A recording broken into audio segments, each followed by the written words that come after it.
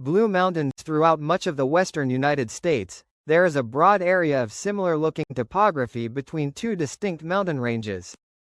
Although this middle area does contain sizable mountains, none are distinctively part of very large mountain ranges. That is, until you suddenly reach a wide stretch of mountains in Oregon which are in between the Cascade Mountain Range to the west and the Rocky Mountains in Idaho to the east.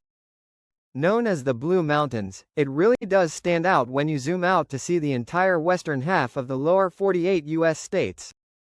But, what if I were to tell you that despite containing the oldest rocks found in all of Oregon, that this entire mountain range, yes all of it, did not exist 17 million years ago? Before this, it was about the same level as the surrounding topography. So, what major event happened to cause such a vast mountain range to form since then in such a brief geologic timespan? The answer is a major and prolonged flood of lava which covered vast swaths of Idaho, Oregon, Washington, and Nevada in several thousand feet thick of lava in a brief geologic timespan via what is known as the Columbia River flood basalts. This unusual volcanic province began when the mushroom-shaped plume head of the Yellowstone hotspot interacted with the crust beginning 16.7 million years ago in eastern Oregon. This caused absurdly large volumes of molten rock to intrude into the flood basalt's crust. This caused vast fissures as long as 110 miles in length to erupt at an absurdly high rate for multiple years, flooding the surrounding terrain including regional low and high points in layer after layer of low-viscosity basaltic lava. These eruptions would repeat more than 1,000 times between 16.7 and 15.3 million years ago when they reached their peak, causing multiple lava flows to even run out all the way to and reach the Pacific Ocean.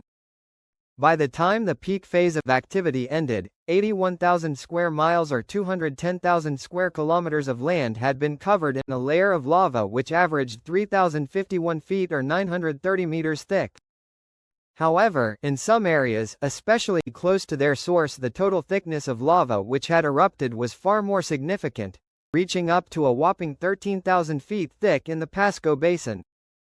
While the aforementioned flood basalt province would continue producing far less frequent eruptions all the way up until 5.5 million years ago, by 14 million years ago the action caused by all of these intrusions had caused the lowermost layer of the crust to change. As massive basaltic magma intrusion after massive magmatic intrusion placed large volumes of dense rock in the lowermost crust, it caused it to become more and more dense,